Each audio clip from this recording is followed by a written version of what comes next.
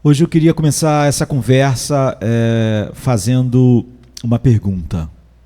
Qual é o sonho da tua vida? Há na Bíblia declarações do apóstolo Paulo que são tão opostas à filosofia de vida da nossa geração e cultura, e infelizmente também do evangelho, entre aspas, pregado em nossos dias, que muitas vezes nós temos que ler de novo e não entendemos como chegamos aonde chegamos como igreja. A declaração do apóstolo Paulo, por exemplo, em Atos 20, 24, é tão incrivelmente contrária à ética que estamos acostumados, que o apóstolo Paulo parece estar delirando, ou seja, ele parece estar num delírio. Ele diz assim: mas em nada tenho a minha vida por preciosa. Atos 20, 24. São palavras incríveis, não é? Mas em nada tenho a minha vida de qualquer valor, nem preciosa para mim. Então a gente tem que bradar um grande pare aqui. Será que foi isso mesmo que o apóstolo Paulo quis dizer? Nós podemos tentar usar outras traduções ou versões. Por exemplo, a NVI diz: todavia eu não me importo, nem considero a minha vida de valor algum para mim mesmo. Nós podemos tentar usar uma versão paráfrase. Certamente vai ajudar a nos ajudar a suavizar um pouco essas palavras. Por exemplo, a versão J.B. Phillips diz assim: mas sinceramente eu não considero a minha vida preciosa para mim. Quer dizer, é uma chatice, em certo sentido, porque está duro de deturpar o que o apóstolo Paulo está claramente afirmando. Nos nossos dias, hoje, a nossa cultura, e infelizmente um evangelho que não passa de um eco dessa cultura, logo diriam que Paulo estava precisando de algum tipo de antidepressivo, que sua serotonina devia estar muito baixa, e etc. Agora, eu acho que nós devemos encarar a realidade e humildemente reconhecer e nos humilhar diante de Deus pela distância que separa a nossa geração desse claro ensino bíblico. Eu não conto a minha vida de qualquer valor, nem preciosa para mim mesmo. Ou seja, em outras palavras, o apóstolo Paulo havia encontrado um motivo para viver que foi tão profundamente satisfatório, que era tão profundamente satisfatório, que era mais valioso do que a própria vida. Em sua normalidade, cristãos da nossa geração, dos nossos dias, não falam assim. E os pregadores e os mestres relevantes, entre aspas, para a nossa cultura, os mestres relevantes atuais pregam e ensinam exatamente o oposto disso. Porque grande parte do que nós ouvimos como pregação nada mais é do que apenas um eco do humanismo secular. Então, antes de fazer essa declaração, Paulo afirma saber algo que muitos hoje diriam ser uma confissão negativa, ou uma falta de fé, ou pelo menos algo potente para gerar, no mínimo, uma depressão. Porque ele diz: senão que em todas as cidades o Espírito Santo me avisa que prisões e sofrimentos me esperam. Em Atos 20, 23. Me esperam duas coisas: prisões e sofrimentos, de cidade em cidade. Hoje, provavelmente diriam que Paulo não estava sabendo contextualizar o evangelho, porque não é possível que a sociedade que ele vivesse, ninguém gostasse do que ele estava pregando. E diriam também que o apóstolo Paulo, o tema do que ele pregava era irrelevante para a geração dele. Mas a verdade é que Paulo encontrou um motivo para viver tão satisfatório, que a vida baseada em sexo, todo o prestígio, toda a riqueza, todo o respeito da sociedade, eram coisas completamente ofuscadas pelo motivo totalmente satisfatório que ele havia encontrado. Não é? E como é óbvio, se a atração da causa supera a atração da própria vida, então ela supera todas as coisas que a vida sustenta e que sustentam a vida.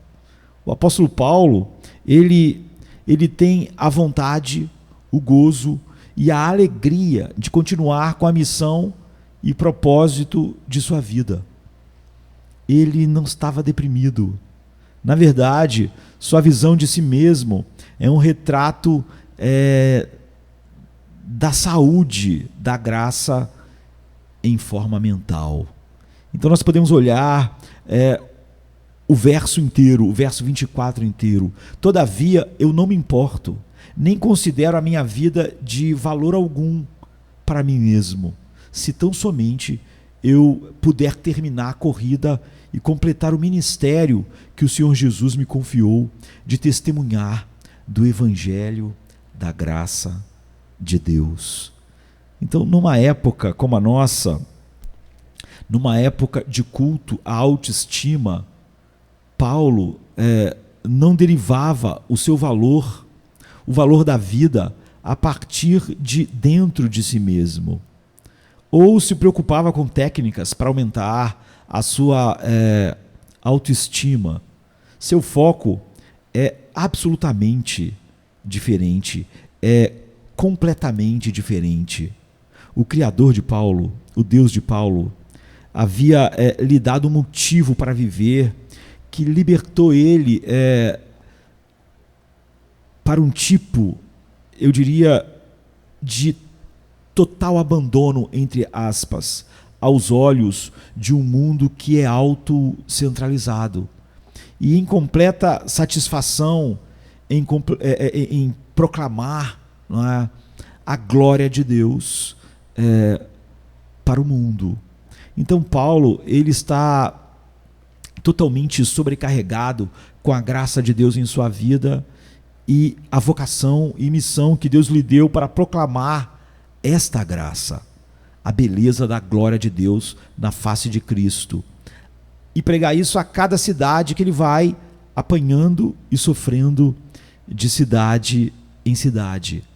Então, esse verso está dizendo que Paulo valorizava uma coisa mais do que a vida. Se tão somente eu puder terminar a corrida e completar o ministério que o Senhor Jesus me confiou. Paulo se vê como um atleta em uma corrida.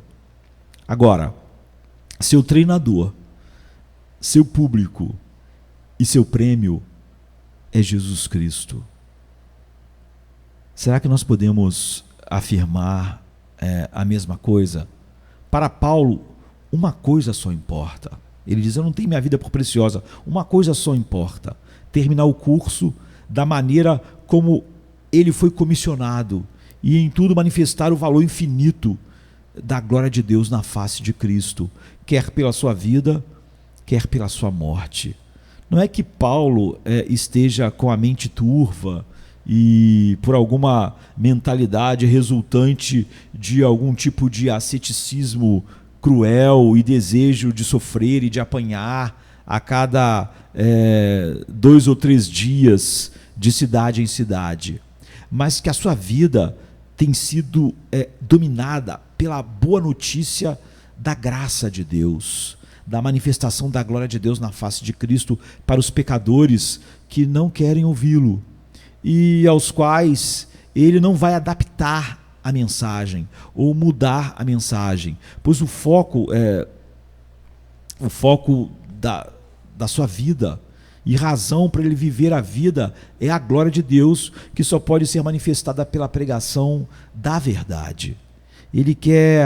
O apóstolo Paulo quer compartilhar essa mensagem, porque a sua própria identidade foi remodelada, foi criada de novo por essa mensagem da graça de Deus, ou da manifestação da glória de Deus na face de Cristo. Paulo, ele chama a si mesmo de o maior ou o principal dos pecadores em 1 Timóteo 1,15. Paulo, ele foi muito perdoado e a graça de Deus foi tremendamente extravagante para ele. E ele conhecia essa graça, essa grande graça de Deus, e conhecia o quanto ela pode transformar. Não importa quão grande seja o pecador. Então, até o ponto culminante do propósito soberano de Deus em homens que se tornarão a imagem de Cristo, mesmo que naturalmente eles sejam inimigos de Deus, como ele mesmo era. E ele sabia disso porque ele diz ter sido o principal dos pecadores. Então, sua identidade era formada pelo Evangelho e o levou a olhar para si mesmo e viver a vida, nós podemos dizer, com um ethos diferente e sonhar um tipo diferente de sonho do que a cultura à sua volta ou à nossa volta possa sonhar. E não um evangelho que é um espelho da cultura, mas você vê o oposto. Não um evangelho que é um eco do humanismo secular, como é comum hoje. Eu poderia dizer, que psicologia diferente da alma Paulo tinha. E esse sonho de Paulo não o fez próspero aqui. E nem bem-sucedido, entre aspas, pelo menos da maneira que a nossa cultura define ser bem-sucedido e próspero. Não é?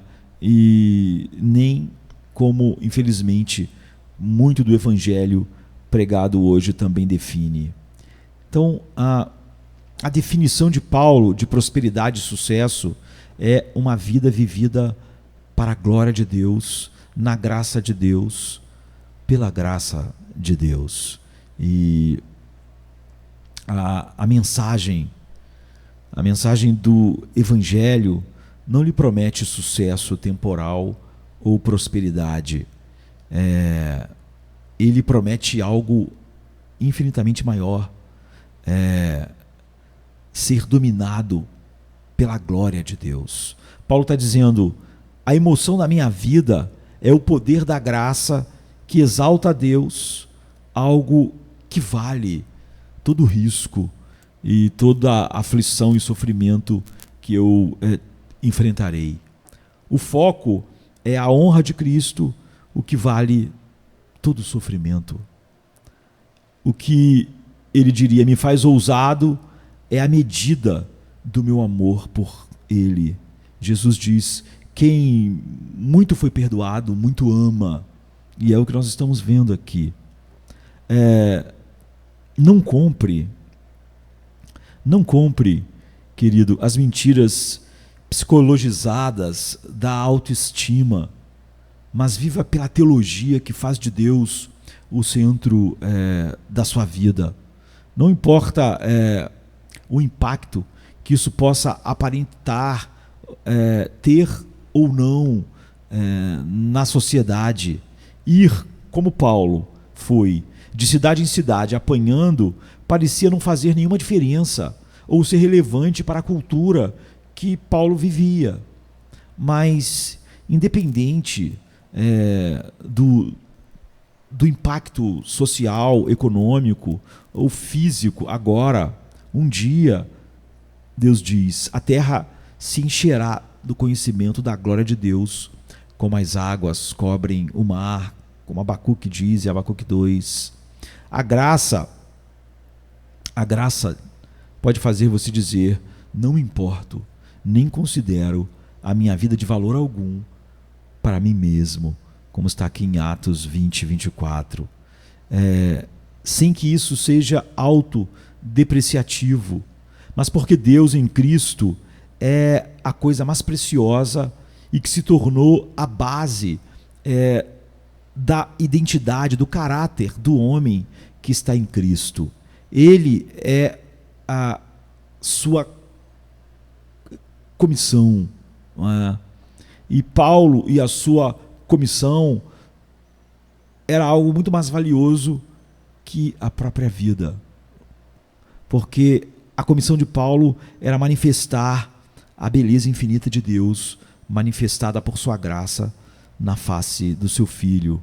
E Paulo quer proclamar e viver esse valor final e infinito de Deus, e não o conforto temporal, conveniência ou felicidade, entre aspas, como a nossa cultura define. Eu acho que é tempo de nós sonharmos um sonho diferente da cultura à nossa volta, ou então nós não temos nada para realmente proclamar para a nossa cultura, como Paulo tinha para a cultura dele. Então, vamos nos unir a Paulo, a Pedro, a Tiago, aos mártires, aos reformadores, aos puritanos, e vamos dizer à nossa cultura a mesma coisa. Todavia, eu não me importo, nem considero a minha vida de valor algum para mim mesmo, se tão somente puder terminar a corrida e completar o ministério que o Senhor Jesus me confiou de testemunhar do Evangelho da graça de Deus. Amém, queridos? Amém.